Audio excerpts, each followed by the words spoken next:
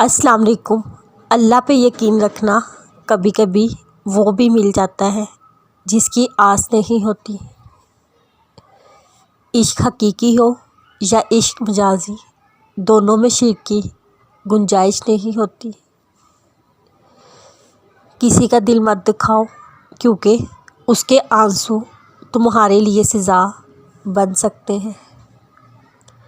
زندگی اس طرح بسر کرو دیکھنے والے تمہارے درد پر افسوس کے بجائے تمہارے صبر پر رشک کرے۔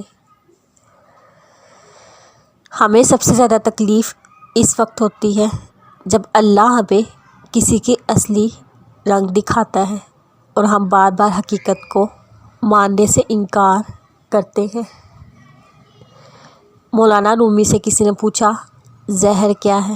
فرمایا ہر وہ چیز جو ہماری ضروریات سے زیادہ ہے وہ زہر ہے، جیسے قوت، اقتدار، دولت، بھوک، لالچ، محبت اور نفرت۔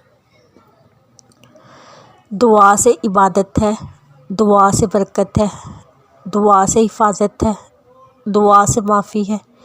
دعا کرنا کبھی نہ بھولیں کیونکہ دنیا میں سب کو دعا کی ضرورت ہے۔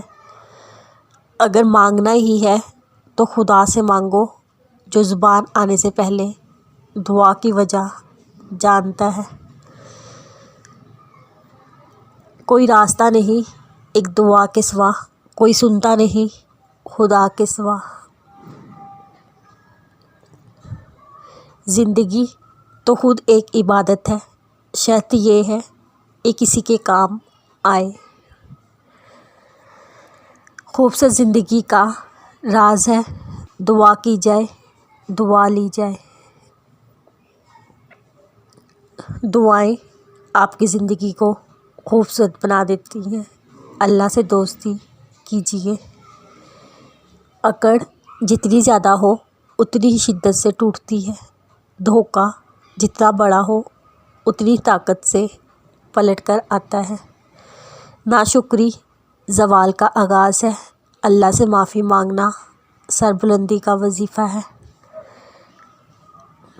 راتیں اگر اللہ سے بات کرتے ہوئے گزرنے لگے تو نیند نہ آنا بھی ایک نعمت لگتی ہے۔